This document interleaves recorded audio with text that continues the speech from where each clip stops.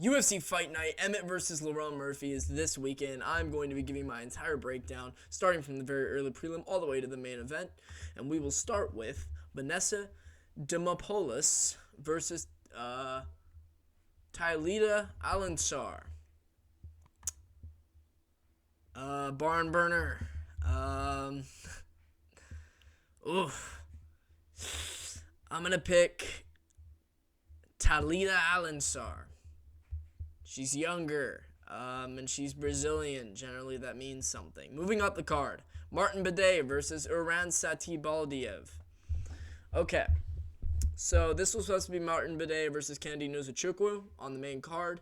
Now this is a 9-0 light heavyweight who's moving up to heavyweight against Martin Biddet for this fight. He's 9-0, Iran. On Tapology, ranked the number 1 light heavyweight in the U.S. West. Interesting on the regional scene. So he's clearly a name. And, he's got some ability. But this is on a few days' notice. It's up a weight class. Martin Biddet is a 14-2 record. He's not terrible. He beats guys like this for breakfast. He eats them up. All right. But I'm going to pick Iran just because he is undefeated. And I'm going to go with the Asian prospect. He's good. I know he's tall, so he's not going to be too small compared to Martin Biddet. And, he does actually have potential. I think he'll be better at light heavyweight. I'm hoping that he moves back down after this fight, especially if he gets a win. If he loses, then I'm sure he won't be back in the UFC. He's got 80-inch reach. This dude's got good athleticism and natural-born athleticism. So I'm just going to pick Iran Satibaldiev. I believe is how you say it. Satibaldiev. We're going to say by decision. All right, moving up the card. If I can find it. What's next? Victor Henry versus Pedro Falcao. Okay.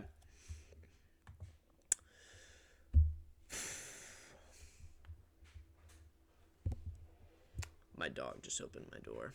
Let's get him. Reggie, come in. Come on, buddy. Come on, Reg. You meet the dog.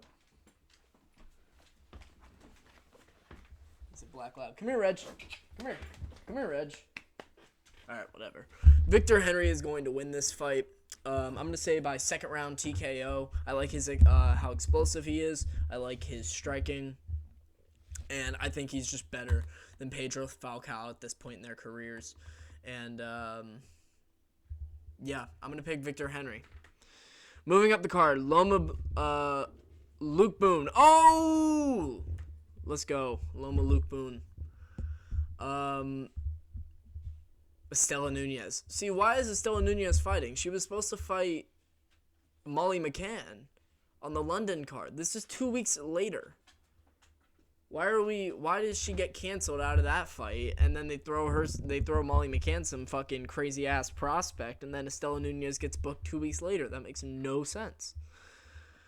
Loma's gonna win this one, 100%.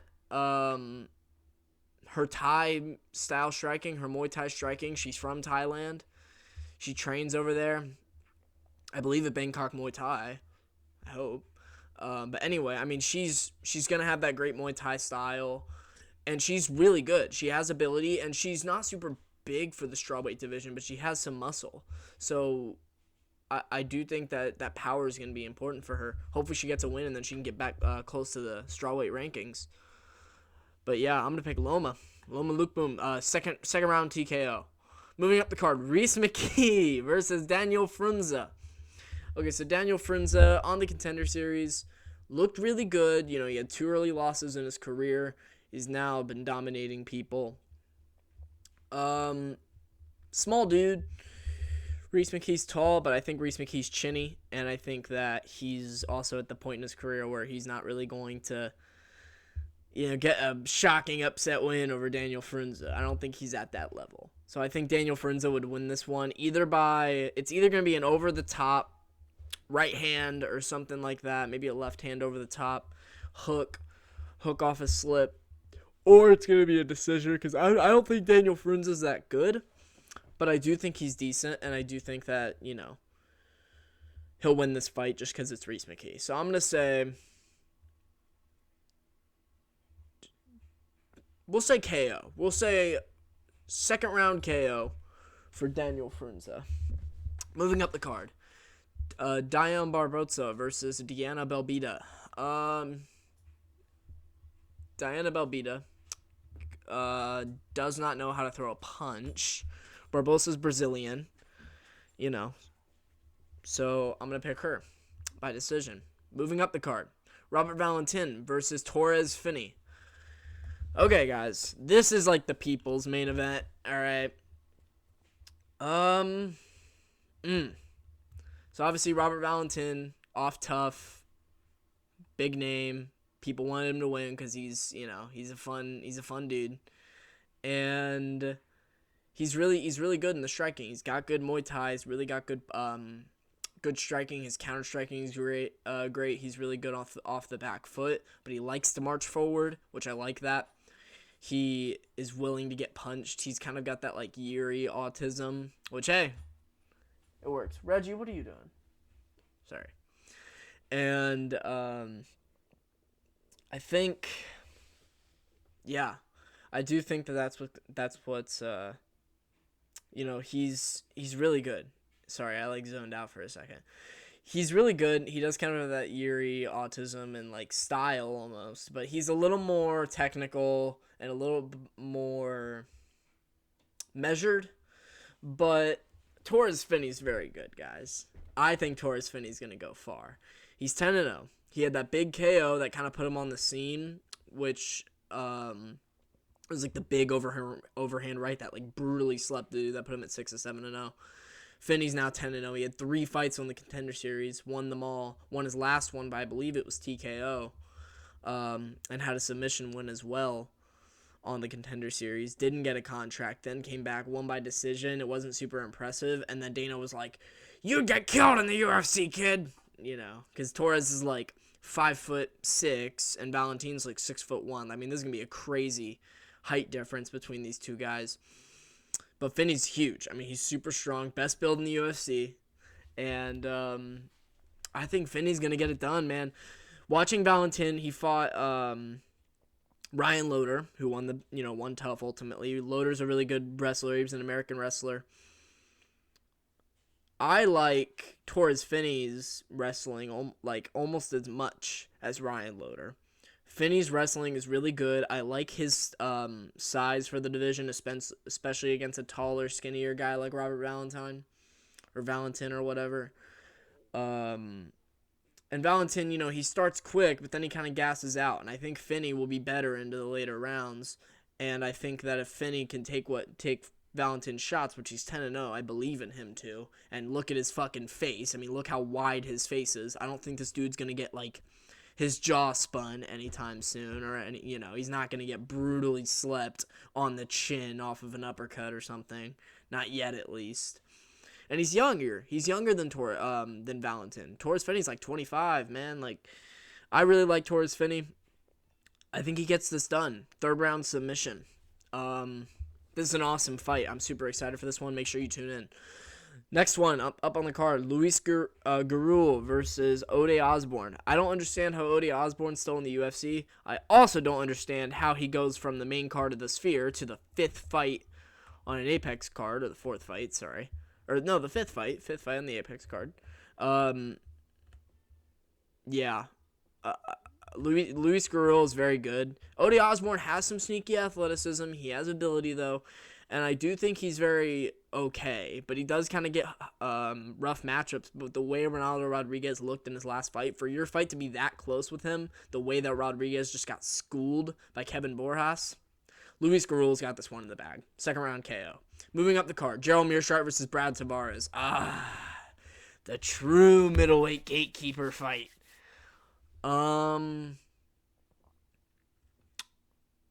This is a hard one.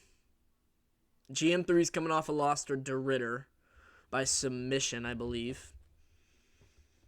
And Brad Tavares. What was Brad Tavares' last fight? I'm pulling that up right now. Who did Brad Tavares last fight? What fight is he coming off of? I want to see. The Jung Young Park fight. And that fight was really close. And I honestly thought I thought Tavares won that fight. I'm going to be honest with you. Last fight before that, he got KO'd by Gregory Rodriguez. Got KO'd by Bruno Silva. Lost to Dricus before that. And then in between, he had the win against Chris Weidman. So if you don't include the Chris Weidman win, which is a free win in big 2023 is when that happened. That was when Weidman came back from his injury. He destroyed Weidman's legs in that fight. Besides that fight, he's on a 4-fight losing streak. He had that fight in between, lost 4 of his last 5. Before that, he lost to Edmund Shabazian and Israel Adesanya. His only wins were Omari Akhmedov and Antonio Carlos Jr. His wins are so unimpressive. And then he has a loss to Whitaker. He beat Nate Marquardt. We're going way back, 2015. But, I don't think Brad Tavares is bad. I think he's very solid. Now,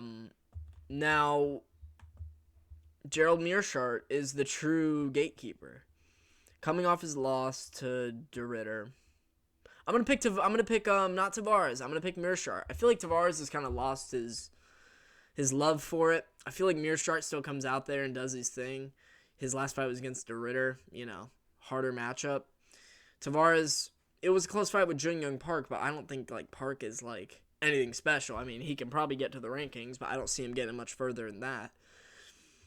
While De Ridder is fighting Bo Nickel, and a lot of people predicting him to win that fight. So, I like GM3. I'm going to say first round submission by guillotine off his back, guys. We're going full. Brad Tavares shoots a stupid takedown, and just with his head on the side of the waist, and Meerschaert snatches it up and gets a guillotine. And if Tavares maybe breaks out of it, and then a triangle choke, something like that. Or it'll still be the guillotine. We'll see. But I'm going to say first round submission for Gerald Meerschaert. Moving up the card, it's Cortavius Romeus before my screen loads here because, I had to look at Tavares' record. Cortavius Romeus versus Cheng Ho Lee. Odds are about even for this one. I don't think Cortavius Romeus is that good. He also missed weight. I'm recording this on Friday. He missed weight. So I don't like that. Missed weight by 3.5 pounds, so which means he had a bad weight cut already.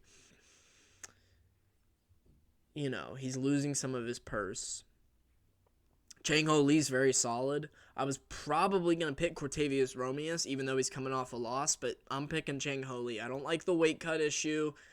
Romeus is still coming off a loss. It is a very, very close fight. I'm going to pick Cheng Ho Lee with the momentum. I think he'll just kind of picking him on the feet, and I think he'll look a little bit better. I think Romeus is just going to look a little sloppy on the feet, trying to rush something with his weight issue that he had. I think he'll try to rush something, maybe get caught on the inside, but I don't think Cheng Ho Lee's going to have enough power to put out Cortavius Romeus. So I'm going to say Cortavius Romeus loses to Cheng Ho Lee by decision on the feature fight. Moving up the card, I can't believe that's the feature fight. Co-main event. Joe Anderson Brito versus Pat Sabatini. Okay. This is a decent fight. It's a very good fight, actually. But I don't feel like Pat Sabatini's built for this anymore. I think he's getting to the end of his career. Joe Anderson Brito has a lot of time. And I felt that he won that William Gomez fight. Brito is violent.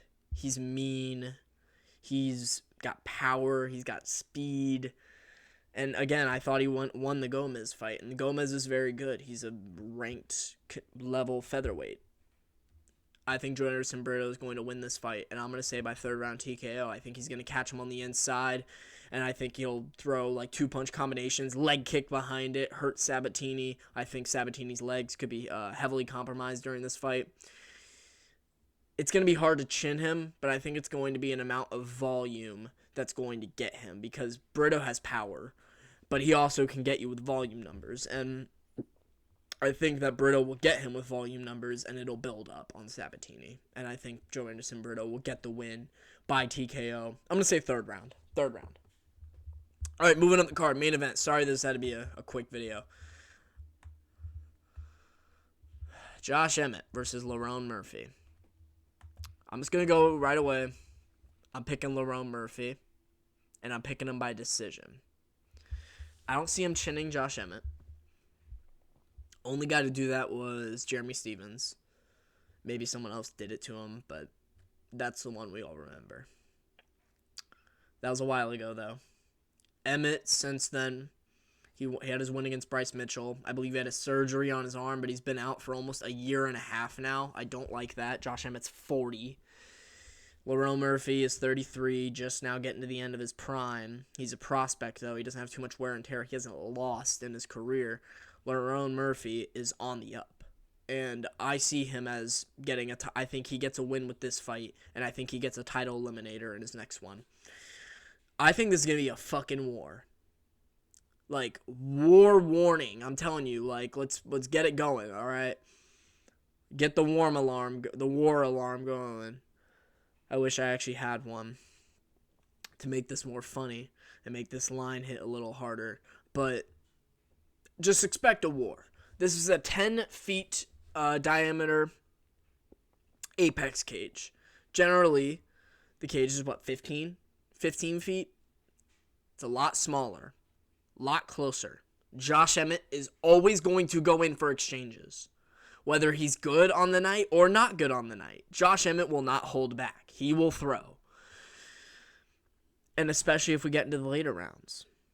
Lerone Murphy's not as good as Ilia Topuria and doesn't have as good of a style against Josh Emmett that Ilia Topuria has. Ilia has the boxing. He's just as short as Emmett. He can bounce outside and fight on the outside and then piece him up with his boxing. Emmett can throw his two big hooks and then Ilia, Lerone Murphy can do that.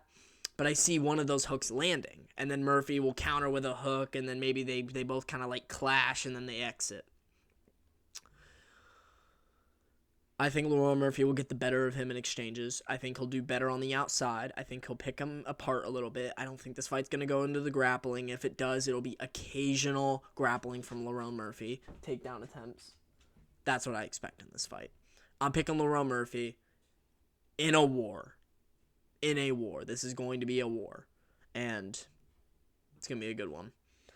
But yeah, sorry this had to be a quick video. I had to get this one out, but this is going to be a really good fight. Main event's going to be awesome. Tune in, especially the main card opener, Torres Fenny, Robert Valentin. But I think Josh Emmett at 40, I don't like this form. I don't like this form at this point in his career. So, yeah, that's it for the predictions. Thank you all for watching. I'll come out with more content next week, hopefully. We'll see. Thanks all for watching. Bye.